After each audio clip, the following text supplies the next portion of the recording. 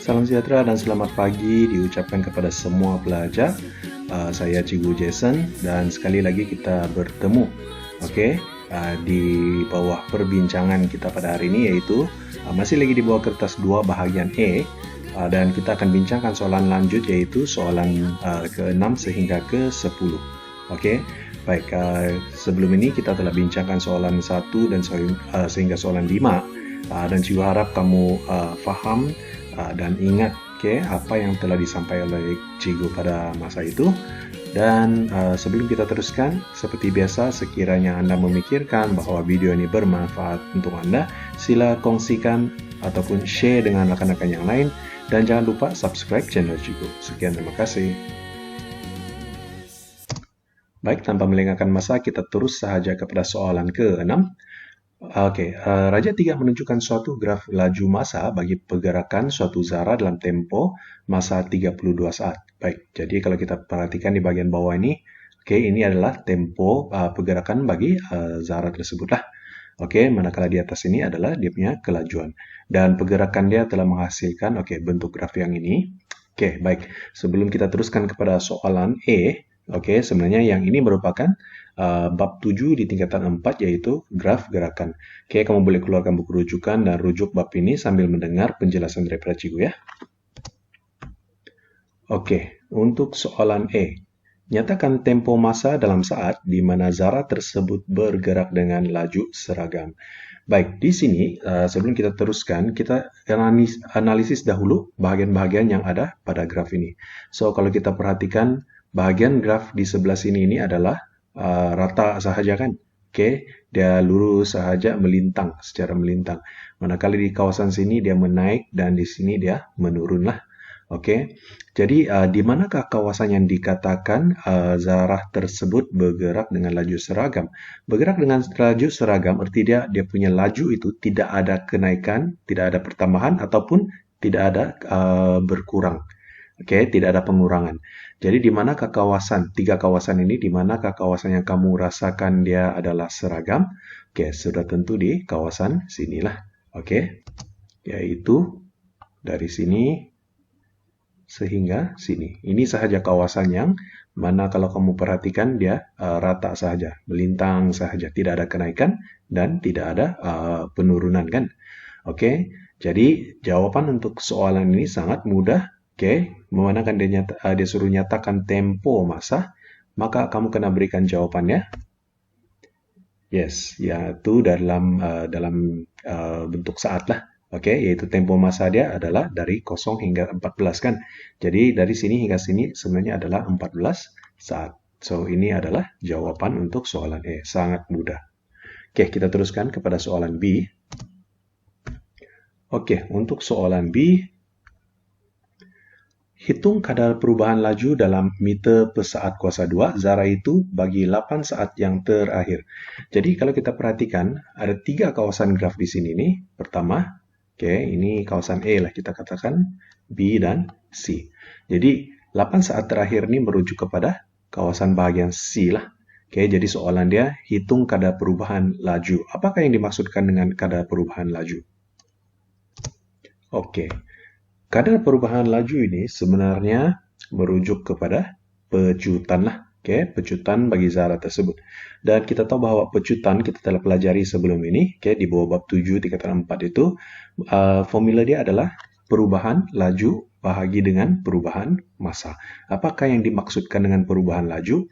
Perubahan laju ini adalah kita ambil laju akhir zara tolak dengan laju awal. Jadi kalau kita perhatikan dalam graf ini, di bahagian C ini, kita rujuk kepada laju di sini, yaitu ada 2 titik lah. Ini dan ini kan.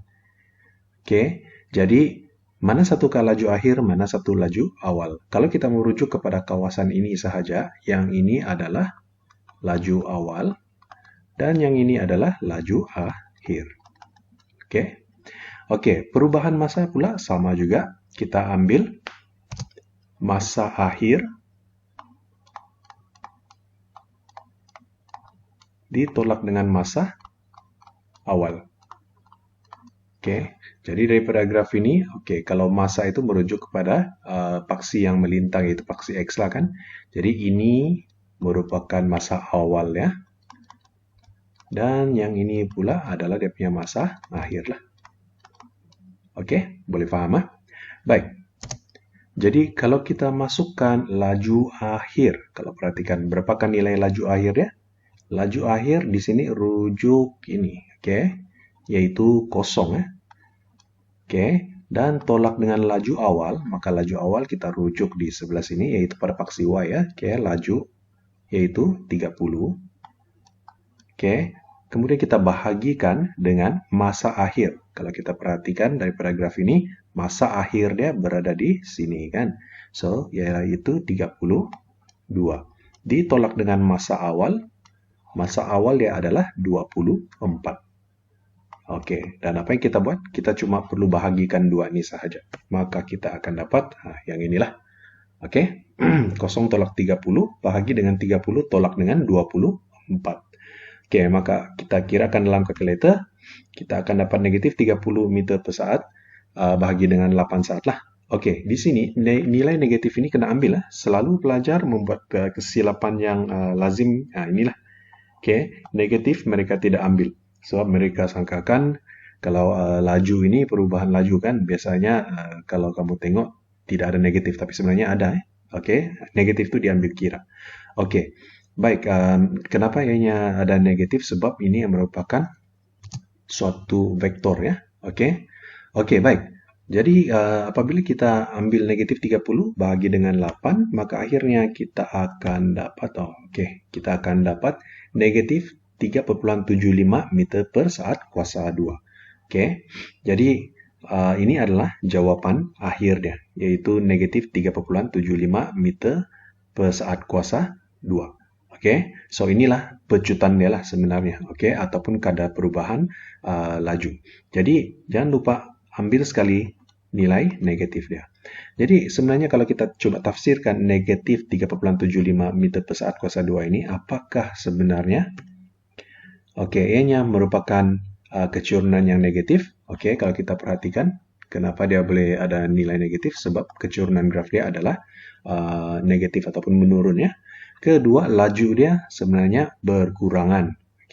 Apabila ada tanda negatif di sini untuk kadar perubahan laju dia, maka ianya menunjukkan laju zara tersebut adalah berkurangan ataupun kita kenali dia sebagainya pecutan.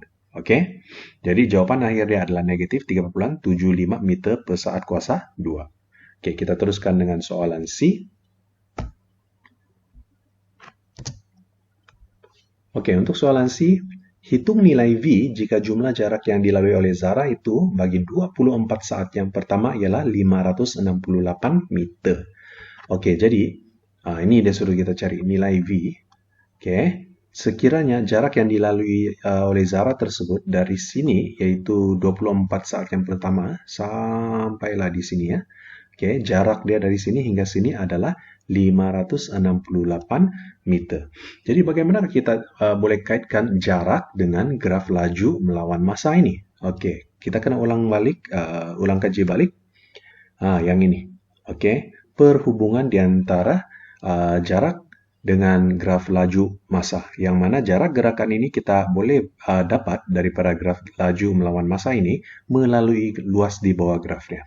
Jadi untuk luas di bawah graf ini dia boleh jadi pelbagai jenis bentuk. Kalau kamu perhatikan dia boleh jadi suatu luas segitiga, suatu luas segi empat, dan ianya juga boleh menjadi luas bagi suatu trapezium. Nampak? Jadi untuk soalan ini, bagaimana cara untuk mencari V? Yaitu kita coba kaitkan jarak gerakan dengan luas di bawah graf. Baik, untuk jarak gerakan daripada 0 sehingga 24 saat ini, seperti yang dinyatakan dalam soalan, jumlah jarak dia adalah 568 meter. So kita samakan dengan luas di bawah graf. Dan luas di bawah graf yang kita nyatakan ini adalah luas di bawah gerakan zara itu daripada 0 sehingga 24 saat sahaja ya. Yang ini tidak perlu. Baik. So luas di bawah graf di sini kalau kita perhatikan kita ada dua bagian. Oke, luas segi 4 yang ini dan juga luas trapezium ini. Oke, jadi apa yang kita kena buat? Oke, kalau kita jumlahkan kedua-dua luas di bawah graf ini, maka kita akan dapat jawaban ini. Jadi itu cara macam mana kita coba hubung kaitkan lah. Oke, jadi di sini kita buatlah satu luas E. Katakanlah bagaimana cara untuk mencari luas E. Luas E merupakan sebuah segi 4. Oke, jadi di sini kalau kita perhatikan dari 0 hingga 14, arti jarak dia di sini adalah 14. Dari sini 0 hingga T arti V, maka di sini panjang dia adalah V lah. Oke, jadi bagaimana cara untuk mencari luas segi 4 ini? Yaitu kita ambil V darat 14. Jadi kita akan dapat 14V. Oke, itu adalah luas segi 4 ini. Manakala luas B pula, yaitu luas sebuah trapezium. Oke, baik, cikgu ambil trapezium itu, cikgu lukiskan di sini dengan keadaan beginilah. Oke, supaya kita senang lihat ya. Oke, baik. Kalau kita perhatikan, luas trapezium ini adalah 1/2 darab tinggi darab E tambah dengan B. Kan? Masih ingat apa dia AB? Nah, ini dia. Panjang sisi di atas dengan panjang sisi di bawah. Oke, jadi ini adalah formula untuk mencari luas trapezium. Jadi di sini tinggi dia, oke, macam mana kita mau tentukan tinggi dia? Tinggi dia, kalau kita rujuk graf ini adalah daripada sini hingga ke sini. Nampak? Oke, ini adalah tinggi dia. So, macam mana kita mau tentukan? Senang saja. Kita ambil 24. Oke, 24. Kita tolakkan dengan 14. Oke, maka kita akan dapat panjang sebelah sinilah, yaitu kita akan dapat 10 lah. Oke. Jadi tinggi dari sini adalah 10. Maka luas untuk B ini, oke, kita masukkan dalam formula 1/2 darab 10 darab dengan E tambah dengan B. Baik. Sini kita kena perhatikan E tambah dengan B untuk ini, oke, di sebelah sini adalah panjang dia adalah sama dengan V, kan? So, ini adalah V tambah dengan panjang sebelah sini, yaitu dia punya tapak, nampak? Oke, tapak dia. Berapakah panjang dari sebelah sini? Oke, senang saja. Di sini ada sudah dia bagi, kan? Yaitu 30. Nampak? Oke. So, di sini adalah 30 lah. Jadi, tambah dengan 30. Oke. Coba kita permudahkan. Potong, tinggal 1, ini potong 5. Jadi akhirnya kita akan dapat 5 darab dengan V tambah 30 lah.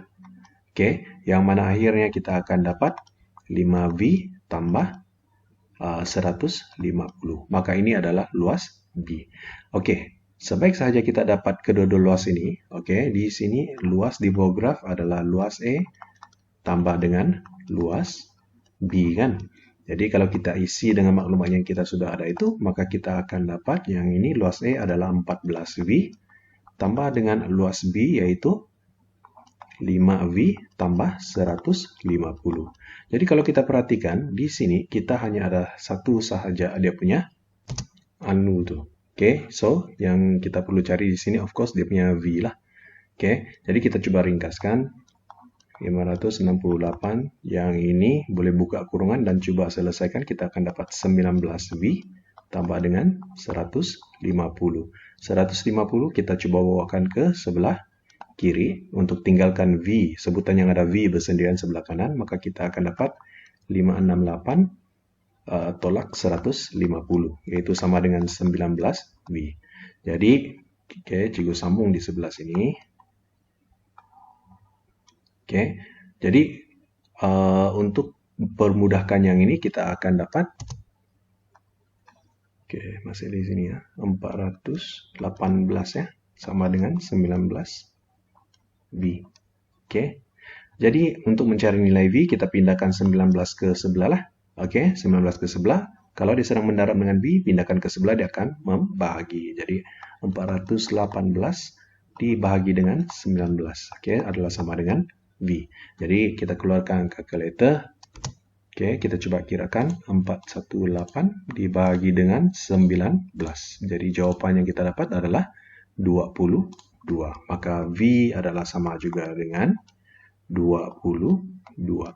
Oke, ataupun kita tulis V adalah sama dengan 22. Oke, apakah unitnya? Oke, unit V di sini kalau perhatikan dia merupakan laju kan. So, V unitnya adalah meter per saat lah. So, meter per saat. Oke, jadi inilah jawaban untuk B. Baik, kita teruskan kepada soalan seterusnya, yaitu soalan ke-7. Oke, baik. Dalam Raja 4, ORU dan OST ialah sektor bulatan yang berpusat di O. Oke, jadi diberi OS, panjang OS itu, di mana ke panjang OS, O ke S di sini adalah 7 cm lah. Oke, dari sini hingga ke sini. Ini adalah 7 cm. Oke. Dan R ialah titik tengah bagi OS. Coba kamu perhatikan R di sini. Dia merupakan titik tengah bagi OS. Artinya dia pembahagi dua sama ya untuk panjang OS ini. Oke. Dan dengan menggunakan pi sama dengan 22 per 7, hitung, ya, soalan pertama perimeter, bagi kawasan berlorek. Baik, sebelum kita teruskan, yang ini adalah bab 5 di tingkatan 2 ya, yaitu di bawah bab bulatan. Boleh coba rujuk maklumat berkaitan dengan bab inilah. Oke, kita teruskan. Baik. Untuk soalan ini, soalan E ini untuk mencari perimeter, kalau kita perhatikan, sebelum itu, untuk mencari perimeter, kita kena tentukan, perimeter pada luas kawasan berlorek yang ada berlorek ini ya. Tentukan bahagian RU, berapakah panjang RU. Lepas itu kita kena cari panjang RS, kita kena cari panjang ST, dan akhirnya kita kena cari panjang UT. Selepas kita mencari ke semua panjang empat tempat ini, maka kita jumlahkan saja dan kita akan dapat jawabanlah perimeter dia. Jadi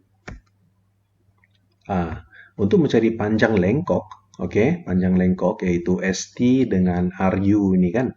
Inilah formula untuk mencari panjang lengkok. Jadi kita tahu bahwa panjang lengkok bahagi dengan 2 pi J adalah sama dengan theta. Theta, apa dia theta? Yang ini. Ini adalah nilai bagi theta. Bahagi dengan 360 darjah. Jadi kita boleh simpulkan bahwa panjang lengkok adalah sama dengan, bawakan yang ini ke sebelah, kita akan dapat theta per 360 darjah. Apabila didarab silangkan, darablah dengan 2 pi J. Ini adalah untuk mencari panjang lengkok ya. Baik. Jadi kita cari dahulu pertama sekali. Kita cari dahulu panjang lengkok untuk RU. Panjang lengkok untuk RU. Ini formula dia. Kita ambil theta. Theta bersamaan dengan 40 darjah. 40 bahagi dengan 360 darjah. Kemudian kita darabkan dengan 2 pi ya, nampak? 2 pi. Yaitu dalam soalan sini dia minta kita guna pi sama dengan 22 per 7. 2 pi darab dengan jejari. Di mana yang ini J adalah jejari lah. So untuk RU, jejari dia berada di OR. Nampak? Jadi tadi soalan dia telah bagi tahu OS ini adalah dari sini hingga ke sini. Adalah sama dengan 7 cm. Dan R ialah pembahagi sama rata ya, titik tengah. Jadi berapakah kamu rasa panjang bagi OR, yaitu jejari untuk bulatan ini? Sudah tentu kita bahagi dengan 2 lah kan, yaitu 7 bahagi dengan 2 kita akan dapat 3,5 cm. Jadi masukkan 2 pi J. J itu kita ganti dengan 3,5. So nampak sudah? Ini adalah theta. Ini adalah pi. Dan yang ini adalah J. Ini formula yang cikgu bagi tahu tadi. Jadi apa yang kita buat, kita hanya perlu selesaikan dalam calculator. Oke, yaitu 40 bagi dengan 360 darab 2 darab 22 ke 7 darab 3/5. Dan jawabannya akhirnya kita akan dapat 22/9. Oke, untuk jawaban awal ini kita boleh kekalkan dalam boleh juga kita kekalkan dalam pecahan lah. Oke, tidak ada masalah. Jawaban akhir nanti kita akan tukarkan dia kepada titik perpuluhan. Oke, kita sudah settle dengan RU. Sekarang kita cari panjang lengkok ST. Untuk mencari panjang lengkok ST, sama juga kita masih lagi menggunakan formula panjang lengkok di sini ya. Yaitu, kalau perhatikan, sudut dia theta sama dengan 40 darjah bahagi 360. Oke, didarab dengan, dia punya, kita darabkan dengan 2. Darab pi sama juga 22/7. Darab dia punya jari. Oke, untuk ST ini, memandangkan pusat dia sebelah sini, jadi dia punya jari adalah dari sini sehingga sini, yaitu panjang OT. Dan kita sudah tahu bahwa jari yang ini, panjang yang di sini adalah sama dengan 7 cm lah. Oke, so kita darab dengan 7 sahaja. Jadi, sekali lagi masukkan dalam calculator. Oke, 40/360 darab dengan 2. Darab lagi dengan 22/7. Kemudian kita darab dengan akhir sekali yaitu 7. Oke. Jawabannya kita akan dapat 44/9. 44/9. Oke. Maka oleh itu kita boleh simpulkan bahwa untuk mencari perimeter bagi kawasan berlorek ini adalah sama dengan kita ambil RU. Nampak? Panjang RU kita sudah dapat 22/9 tambah dengan sisi RS. Oke, sisi RS ini kita tahu bahwa panjang dari O ke S adalah 7, maka R ialah pembagi. So, RS ini adalah sama juga dengan 3/5. Begitu juga dengan UT. Oke, UT juga sama dengan 3/5. Jadi tambah RS yaitu 3/5. Oke. Tambah lagi dengan ST. Berapa kita dapat ST tadi? 44/9. Kemudian kita tambah sekali lagi dengan inilah panjang di sebelah sini. Oke, yaitu 3/5. Oke, maka kita coba selesaikan dengan calculator. 22/9. Oke, kita tambahkan dengan 3,5 tambah dengan 44/9 tambah lagi dengan 3/5. So, jawaban yang kita akan dapat ialah 43/3. Jadi kita jadikan dia dalam titik perpuluhan, yaitu 14,3333 ya. Jadi, apa yang kita akan buat di sini, kita hanya perlu ambil 2 titik perpuluhan lah. Jadi 14,3333 ini, oke, kita ambil 2 titik perpuluhan, dia akan jadi 14,33 sahaja dalam unit cm. Inilah jawaban bagi soalan E, yaitu mencari perimeter. Baik, kita teruskan dengan soalan B. Oke, untuk soalan B, cari ataupun hitungkan luas, luas cm kuasa 2 bagi kawasan yang berlorek. Nah, ini dia. Oke, ini adalah kawasan berlorek yang kita kena carilah. Oke, berapakah luasnya? Jadi, untuk mencari luas, yang ini kita kena tahu bahwa cara untuk mencari luas sektor, suatu luas sektor itu, ini formula dia. So, idea dari sini ialah bagaimana cara, rumus ini, luas sektor AOB ataupun luas sektor ini adalah dari sini sampailah keseluruhan dia lah. Kalau kita letakkan sisi dia, jari dia kita ambil dari sini kan. So kita akan dapat yang besar. Jadi bagaimana cara kita mau cari yang luas kawasan berlorek ini? Oke, senang saja.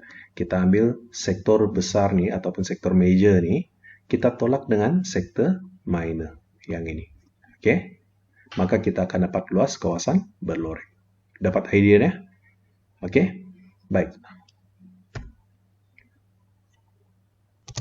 Oke, so pertama sekali kita cari dahulu luas sektor yang kecil. Nih, OUR. Oke, yang ini. Oke, OU dan R. Jadi formula dia untuk mencari luas sektor, oke, yang ini kalau kita pindahkan ke sebelah, maka luas sektor, oke, kita ambil theta bagi 360 derajat. Yang ini darab silang ke sebelah kita akan jadi darab, oke, sebab dia membagi darab silang ke sebelah.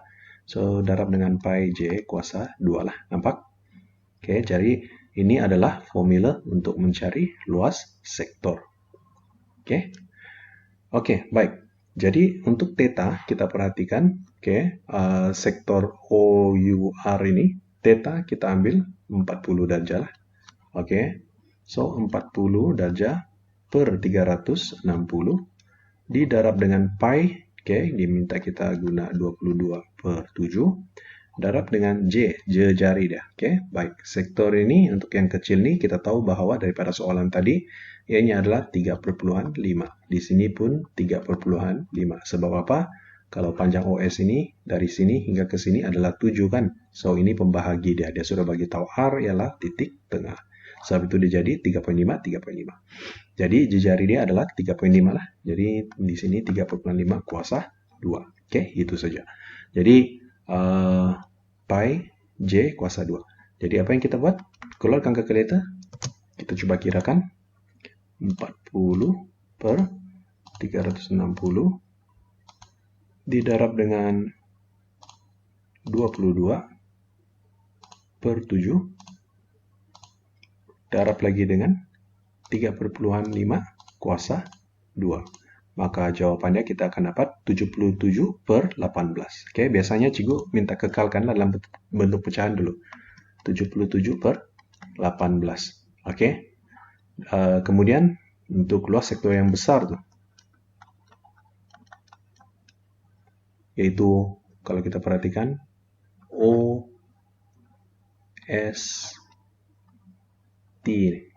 Oke, nah, luas sektor yang besar nih. Oke, kita tulis di sini OST lah. Oke, bagaimana cara untuk mencari luas sektor OST? Sama juga rumus yang kita guna yang ini. Oke, yaitu theta 40 sama saja bagi 360 darab dengan pi yaitu 22 per 7 dan darab dengan jari dia. Baik, sekarang ini jari yang kita kena guna ini bukan lagi yang pendek inilah, sebab pendek ini adalah jari untuk sektor yang kecil. Oke, maka kita guna jari yang panjang yaitu dari sini hingga ke sini, oke, yaitu 7 cm. So darab dengan 7 kuasa 2. Oke, kita kira dalam kalkulator. 40 per 360 darab 22 per 7 darab 7 kuasa 2. So, jawabannya 154 per 9. Oke. So, jawabannya adalah 154 per 9. Oke, baik. Jadi, bagaimana cara untuk mencari kawasan berlorek di sini? Sekali lagi cikgu jelaskan ya. Untuk mencari luas kawasan berlorek di sini, kita ambil luas sektor besar, yaitu OST. Kita tolak dengan luas sektor yang kecil ini, yaitu sektor ORU. Yang besar tolak yang kecil ini, maka baki dia kita akan dapat kawasan berlorek lah. Sini, nampak? Jadi jawaban dia nanti akan merupakan jawaban akhir untuk soalan B inilah. Jadi tertulis sini luas kawasan berlorek adalah sama dengan luas sektor OST yang besar itu 154/9 ditolak dengan luas sektor yang kecil yaitu OUR, yaitu 77/18. Maka jawaban akhirnya, oke, kita ambil 154/9 tolak dengan 77/18. Maka kita akan dapat 77/6. Dan di sinilah ya kita coba jadikan dia dalam titik perpuluhan. Oke, baik. Kita dapat jawaban 12,83333. Oke, kita ambil 2 titik perpuluhan cukup. Oke, jadi artinya kita ambil jawabannya adalah 12,83. Oke, jadi jawabannya adalah 12,83 cm kuasa 2, sebab dia luas kan. Oke, jadi inilah jawaban untuk soalan B. Oke, cikgu harap kamu masih boleh faham setakat ini. Oke, kita akan teruskan kepada soalan yang seterusnya, yaitu soalan ke-8. Oke, baik. So, soalan ke-8. Raja 5 menunjukkan 2 garis lari, RS dan TU. Kecurangan garis lurus RS ialah 2. Oke, so di sini ada bagi maklumat awal, M dia adalah sama dengan 2. Jadi cari nilai K yang ini.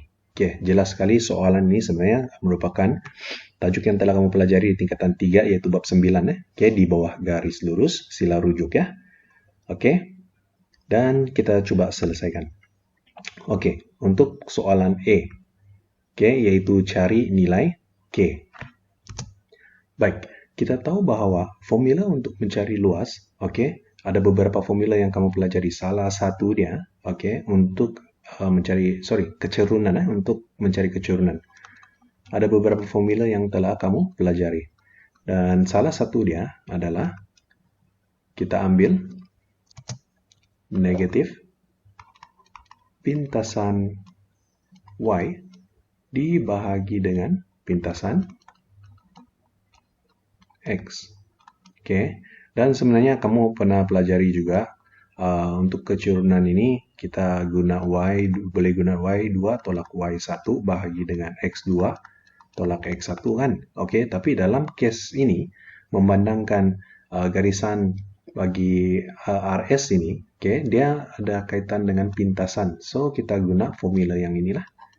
Oke, baik. So, kecurunan daripada soalan tadi, oke, di sini dia sudah bagi tahu kecurunan untuk RS adalah sama dengan 2 kan. Jadi kita isilah kecurunan di sini sama dengan 2. Oke, kecurunan sama dengan 2. Sama dengan negatif pintasan Y. Kalau kita perhatikan untuk garis RS ini, mana satu pintasan Y? K kan? Yes, nilai K. Oke, dibahagi dengan pintasan X. Berapakah nilai pintasan X-nya? Negatif 6. Oke, jadi apa yang kita buat? Kita cuma darab silangkan yang di bawah ini ke sebelah. Kita akan dapat 2 darab negatif 6 sama dengan negatif K. Yaitu kalau kita selesaikan di sini, kita akan dapat negatif 12 sama dengan negatif K lah.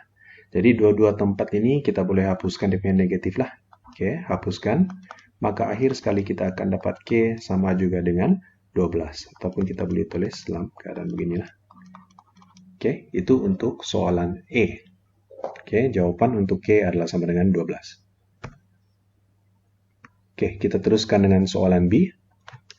Oke, sebelum itu K kita telah tahu nilai dia adalah sama dengan 12 ya. Oke, soalan B, cari persamaan garis lurus TU. Yaitu garis lurus ini. Nampak? Oke, untuk mencari persamaan garis lurus, kita boleh guna rumus AM, yaitu Y tolak Y1 adalah sama dengan M, X tolak X1. Baik, so untuk yang ini, X1 dan Y1 ini adalah salah satu koordinat yang kita ketahui yang diberi lah daripada soalan. Dalam case garis lurus ini, garis lurus TU ini, kita ada titik. Oke, so kita boleh gantikan X1 dengan Y1 dengan titik ini. Dan satu lagi yaitu dia punya kecurunan. So kita sudah tahu bahwa kecurunannya adalah sama dengan 2 kan. Jadi tidak ada masalah sudah. Oke, kedua-dua syarat itu kita sudah ada. Yaitu satu titik dan kecurunan. Cukup untuk kita bentuk suatu persamaan. Itu syarat utama ya. Jadi titik yang kita akan guna di sini nih adalah negatif 8 10. Dan ini adalah X1, ini pula adalah Y1. So, apa yang kita buat? Kita hanya masukkan ke dalam persamaan ini. Yang tidak ada tulis satu ini, kita kekalkan, jangan ganggu. So, Y tolak Y1 sama dengan 10, sama dengan M, yaitu 2, X tolak X1, yaitu negatif 8. Kurungankan dahulu ya. Oke, baik. Kemudian kita coba selesaikan. Y tolak 10 sama dengan, permudahkan dahulu. Yang ini tambahlah kan, X tambah 8. Oke, kemudian kita boleh darab masuk. Kita akan peroleh Y tolak 10 sama dengan 2X tambah 16 selepas dikembangkan. Oke, baik. Sekarang apa yang kita buat? Kita coba jadikan kita punya persamaan garis lurus itu dalam keadaan Y sama dengan MX tambah C. Oke, baik. Jadi apa yang kita perlu buat? Kita pindahkan negatif 10 ini ke sebelah lah. Pindahkan negatif 10 ke sebelah, maka yang kanan ini kita kekalkan. Negatif 10 dia akan jadi positif 10. Oke, akhir sekali kalau kita selesaikan di atas ini, kita akan dapat 2X tambah 26. Oke, maka inilah persamaan bagi TU. Oke, jadi kita sudah selesai soalan B, dan soalan E tadi pun kita sudah selesai. Mari sama-sama kita perhatikan soalan terakhir, yaitu soalan C. Oke, sebelum itu kita tulis dahulu jawaban yang kita perolehi untuk soalan B itu tadi. Adalah Y sama dengan 2X tambah 26, yaitu persamaan untuk garis lurus TU lah. Oke, baik. Dan di sini K adalah sama juga dengan 12. Oke, kita teruskan. Cari pintasan X sebagai persamaan garis lurus TU. Ini dah. TU. Oke. Jadi, apakah nilai bagi pintasan X dah? Kita gunakan kecerunan. Oke. Baik. Kita tahu bahwa kecerunan ya, untuk garis lurus TU ini, adalah kita boleh cari daripada negatif pintasan Y bahagi dengan pintasan X. Sama seperti soalan yang pertama tadi kan, formula yang kita gunakan. Jadi berapakah kecerunan bagi garis TU ini? Memandangkan kedua-dua garis ini, TU dengan RS ini merupakan dua garis yang selari, maka mereka berkongsi dengan nilai kecerunan yang sama, yaitu M adalah sama dengan 2 daripada soalan lah. Ini soalan yang bagi tadi.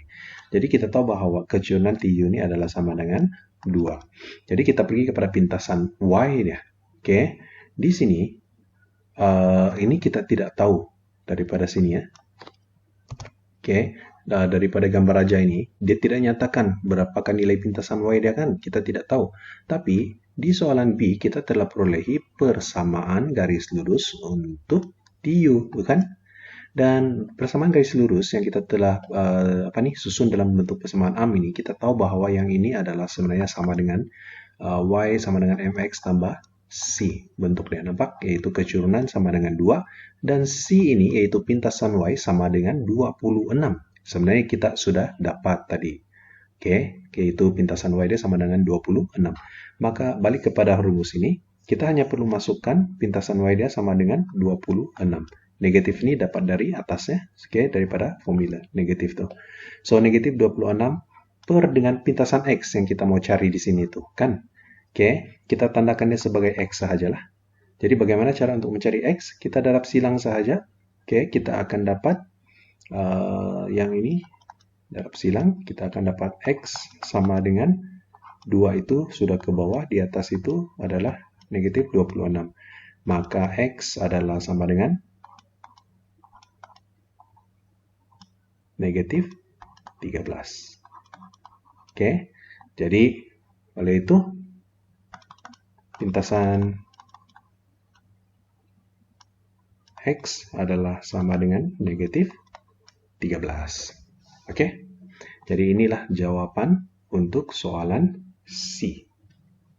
Juga harap kamu boleh paham ya. Baik, kita teruskan dengan soalan seterusnya. Soalan seterusnya.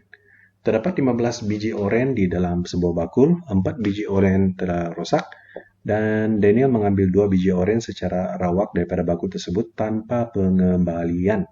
Oke, tanpa dimasukkan semula lah. So, cari kebarangkalian bahwa, soalan yang pertama ini kedua-dua biji oren rosak, dan soalan kedua hanya satu daripada oren itu rosak. Sebenarnya soalan ini sangat senang Dan kita tahu bahwa soalan ini, dia merupakan soalan kebarangkalian lah.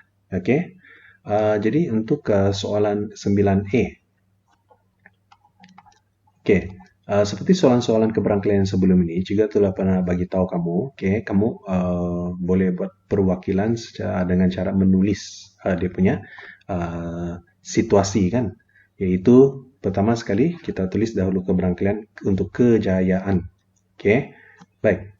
Kebarangkalian untuk kejayaan di sini case dia adalah oren yang rosak. Itu kebarangkalian untuk oren rosak adalah sama juga dengan 4 per berapa biji oren? Di sini ada 15. Ini adalah kebarangkalian untuk oren yang rosak. Jadi untuk kebarangkalian yang gagal itu, kita ambil kebarangkalian oren yang tidak rosak. Kan? Macam mana kita mencari kebarangkalian oren yang tidak rosak? Kalau kita tahu rosak ialah 4 per 15, yang tidak rosak kita ambil 1 tolak dengan 4 per 15. Berapa kita akan dapat? Kita akan dapat 11 per 15. Boleh kira kalkulator sendiri ya. Baik. So, ini adalah kebarangkalian oren yang rosak, dan ini adalah kebarangkalian oren yang tidak rosak. Kita sediakan dua-dua keadaan ini dahulu, kebarangkalian ini dahulu. Untuk menjawab soalan E, kebarangkalian kedua-dua biji oren itu rosak. Jadi apa yang kita kena buat? Kita kena ambil dahulu, katakan ambilan yang pertama. Coba tulis macam ini ya. Ambilan pertama. Dia mau dua-dua oren yang rosak kan? So, kebarangkalian oren yang rosak, dia untuk ambil yang pertama. Dan kemudian, kita guna kata penghubung dan. Ambilan kedua. So, ambilan kedua pun mesti rosak, betul? Kebarangkalian oren rosak juga. Yaitu ambilan pertama dan ambilan kedua. Kata penghubung dan ini, kita seperti yang telah kamu pelajari, kita guna operasi darabkan untuk dan. Jadi apa yang kita perlu buat? Kita hanya perlu darabkan kebarangkalian oren rosak dengan kebarangkalian oren yang rosak pada ambilan kedua. Jadi kebarangkalian oren yang rosak pada ambilan yang pertama yaitu 4 per 15. Kemudian kita darabkan. di sini jangan silap ya. Kamu tidak boleh letakkan kebarangkalian oren yang rosak pada ambilan kedua sama dengan 4 per 15. Tidak boleh. Kenapa tidak boleh? Sebab dalam soalan dia telah bagi tahu bahwa dia mengambil 2 kali tanpa membuat pengembalian. Tidak kasih balik. Jadi kita andaikan untuk ambilan yang pertama dia sudah dapat oren yang rosak kan, yaitu 4 per 15. Untuk ambilan yang kedua ini, daripada 4 biji yang rosak, kalau ambilan pertama sudah ambil 1 biji, bilangan yang tinggal yang rosak ini hanyalah 3 sahaja, nampak? Kemudian, bilangan keseluruhan oren itu pada asal dia 15, apabila dia sudah diambil pada ambilan yang pertama, pada ambilan yang kedua, dia sudah berkurang kepada 14. Ini dia yang kita perlu darabkan sebenarnya. Tolong pahami yang ini ya. Baik. Jadi, apa yang kita kena buat? Kita hanya perlu keluarkan kalkulator dan kiralah 4 per 15 darab dengan 3 per 14.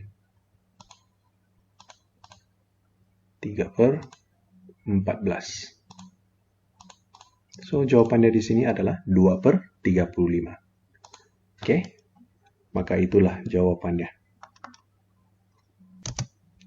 2/35. Oke, selesai untuk soalan E. Itulah jawabannya. Baik, untuk soalan B, dia kata hanya satu daripada oren itu rosak. Jadi ada dua keadaannya ya.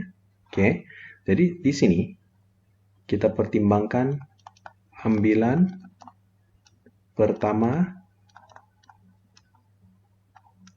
dan ambilan kedua, kan? Oke, jadi dia cakap salah satu itu rosak. Katakan untuk ambilan pertama tuh, oke, dia dapat oren yang rosak. Oke, ambilan kedua itu orennya tidak rosak. Oke, dan ini kita hubungkan dengan operasi darab kan? Oke, baik. Ini adalah situasi yang pertama. Ambilan pertama dia adalah di mana oren dia adalah rosak, dan ambilan kedua dia oren dia tidak rosak. Itu bagaimana ia akan menjadikan hanya satu daripada oren itu rosak ya. Ada satu lagi keadaan yang mana kalau dia ambil ambilan pertama dia tidak rosak, kan? Ambilan kedua dia rosak, betul kan tidak? Jadi di sini kita buat lagi satu keadaan yang lain. Oke, keadaan yang lain itu manakah ada dua keadaan, kita buat satu lagi keadaan yang lain lah, atau ambilan yang mana ambilan pertama. Oke, oren yang ambil itu adalah oren tidak rosak. Oke, dan ambilan yang kedua, oke, ialah kebarangkalian untuk oren rosak. Oke, ini keadaannya. Oke, so ada keadaan yang pertama sekali lagi, yang mana diambil oren yang pertama rosak, kemudian diambil untuk oren yang kedua tidak rosak. Atau keadaan yang lain, ambilan dia yang pertama itu tidak rosak, kemudian ambilan kedua itu dia rosak. Oke, jadi untuk dan ini kita darab, dan jangan lupa, oke, atau ini seperti yang telah kamu pelajari, dia sebenarnya sinonim dengan operasi apa? Tambah. Yes, oke. Jadi inilah yang kita kena selesaikan. 4. Oke, baik. Sekarang kita isi dengan nilai kebarangkalian adalah kebarangkalian untuk oren yang rosak. Ini situasi yang pertama, oren yang rosak. Berapa kebarangkaliannya? 4/15. Oke. Kemudian kita darab dengan kebarangkalian oren yang tidak rosak. Baik, kebarangkalian untuk oren yang tidak rosak, kita sudah kira di atas yaitu 11/15, betul? Oke, kita tidak boleh isi 11/15 di sini. Oke, kenapa? Sebab untuk ambilan kedua, bilangan dia itu daripada 15, dia sudah jadi 14. Oke, namun pada ambilan yang pertama, mana kan oren yang rosak yang telah diambil. Ambilan kedua, berapakah bilangan oren yang belum rosak? Ada 11, masih kekal lah. Nah, nampak? So, kita ambil 11/14. Oke, baik. Kemudian kita tambah. Oke, ikut saja yang di atas ini. So, yang ini kita kena kurungankan lah.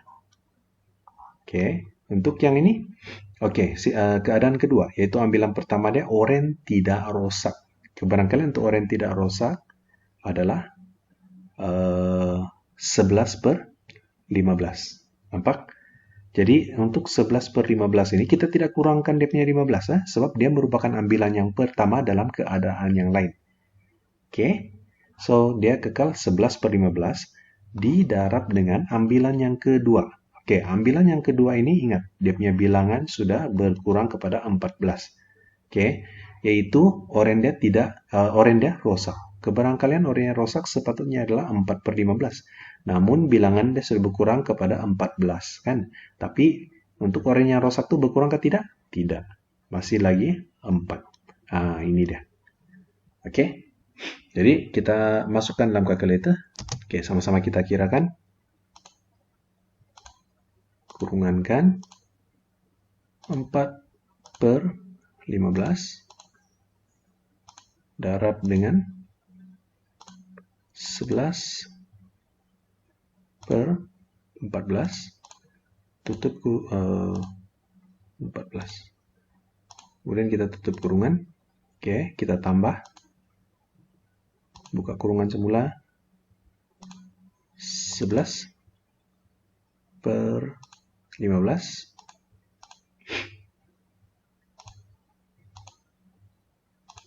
Kemudian darab dengan 4/14. Tutup kurungan. Dan akhirnya kita akan dapat jawabannya 44/100,5. Oke.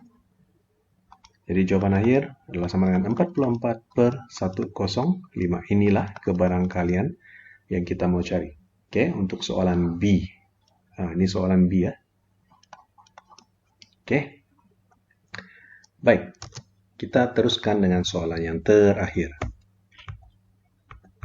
Oke, yaitu soalan ke-10. Baik, soalan 10 ini jelas sekali. Oke, yang merupakan bab 3 di tingkatan 4 yang telah kamu pelajari, yaitu penakulan logik lah. Oke, ada 3 bagian soalan di sini. Sama-sama kita perhatikan. Kita tengok dahulu soalan yang bagian pertama, yaitu soalan E. Nyatakan sama ada pernyataan majmuk yang berikut adalah benar atau palsu. Yang ini di awal-awal bab itulah yang telah kita pelajari. Sama ada pernyataan ini adalah benar atau palsu. Oke, baik. Pertama sekali, kamu kena ingat balik. Oke, yang ini. Ini ada dalam buku teks. Oke, sekiranya pernyataan P adalah benar. Pernyataan P dalam case soalan yang pertama ini, yang inilah. Oke, ini adalah P.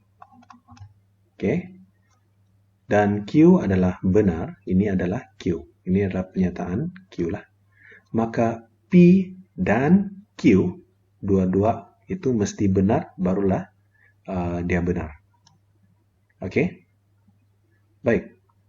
Kalau dia guna dan, kalau kita perhatikan di sini dan, oke. Kalau dia guna atau, oke. Kalau P benar, Q benar, oke. Salah satu dia benar, maka dia tetap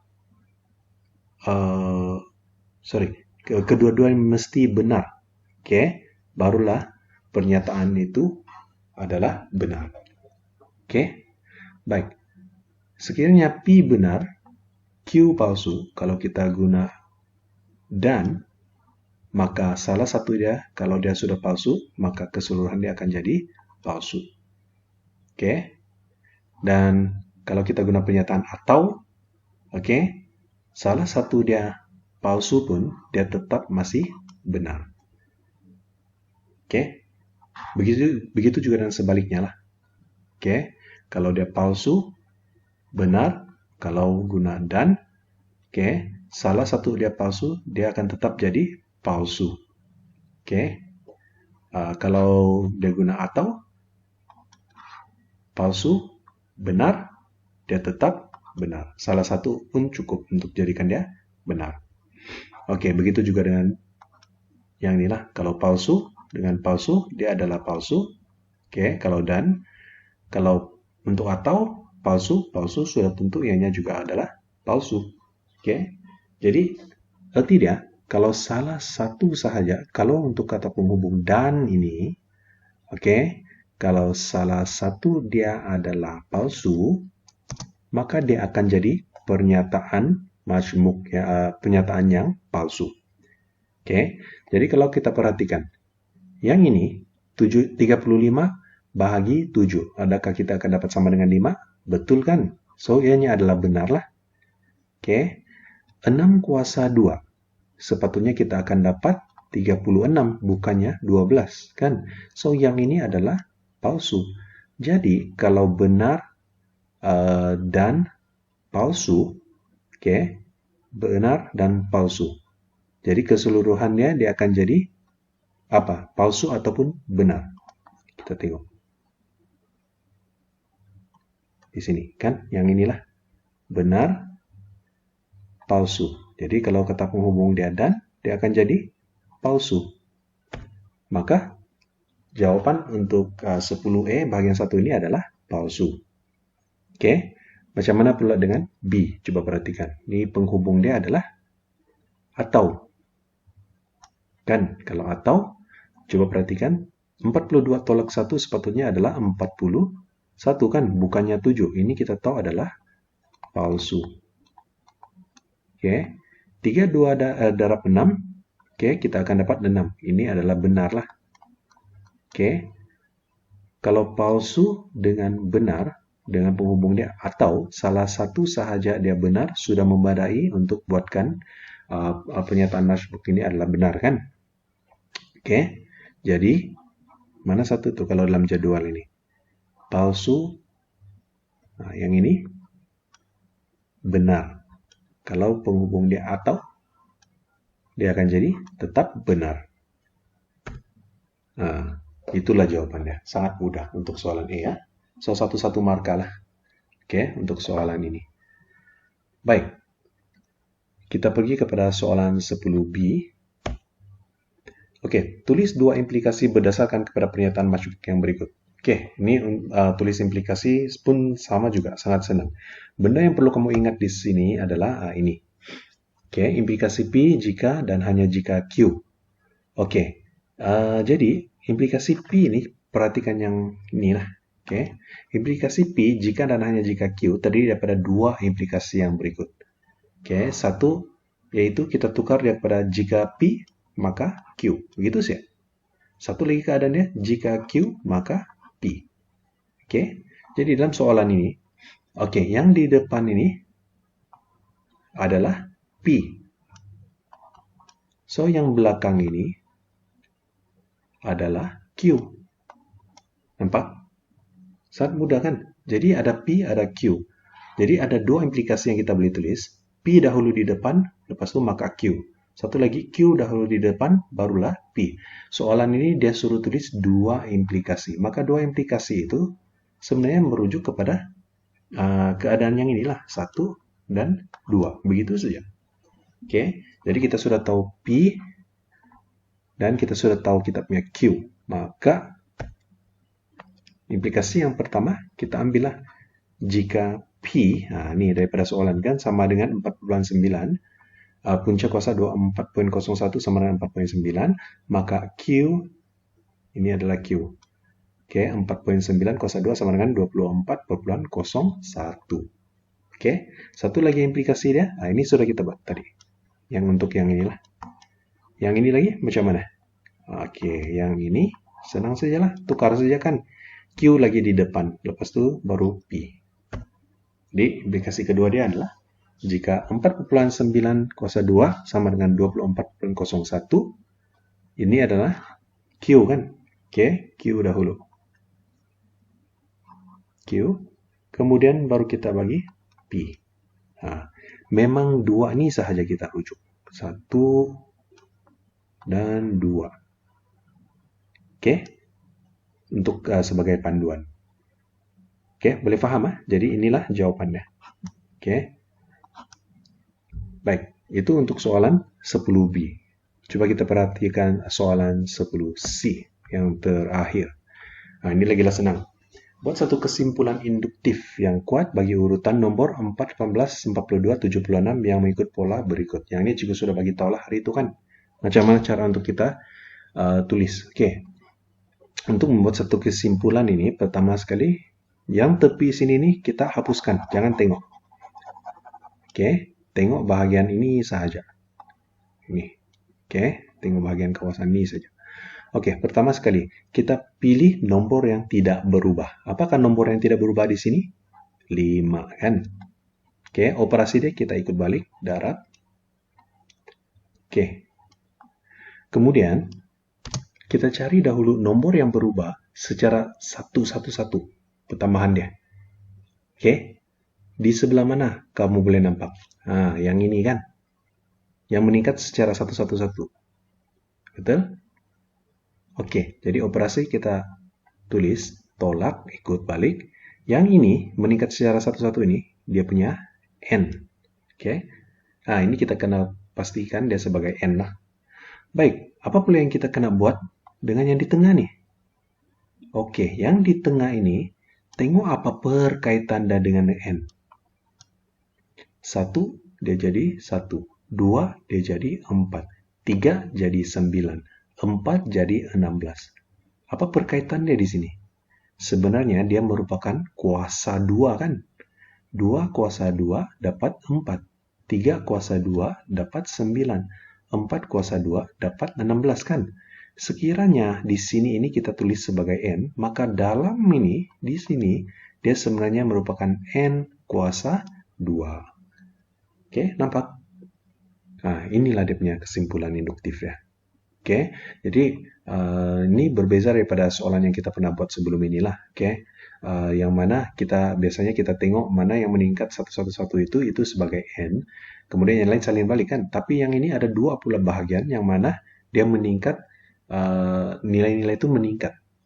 Oke, jadi yang sebenarnya dia tetap berdasarkan kepada N tuh. Jadi tidak perlu risaulah. Kita hanya perlu tengok apakah hubungan N dengan nilai yang ada di sini. Dan kita tuliskan. Kadang dia boleh jadi N tolak 1, kadang dia boleh jadi N tolak 2, dan sebagainya lah. Oke? Oke, baik. Selepas itu, jangan lupa tulis N adalah sama dengan apa? Inilah 1, 2, 3, 4. 1, 2, 3, 4, dot, dot, dot. Oke? Maka inilah kesimpulan induktif dia. Oke? Jadi, sampai di sini saja perbincangan kita pada hari ini, yaitu 5 soalan. Oke, Cikgu harap kamu sudah paham. Sekiranya ada yang tidak paham, jangan lupa kita masih ada ruang untuk berbincang dalam grup. Maupun kalau kamu mau, boleh PM Cikgu secara personal lah. Oke, kita boleh bincangkan soalan-soalan ini.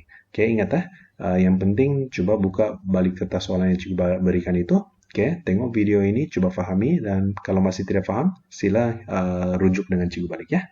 Oke, dengan itu Cikgu ucapkan sekian dan terima kasih.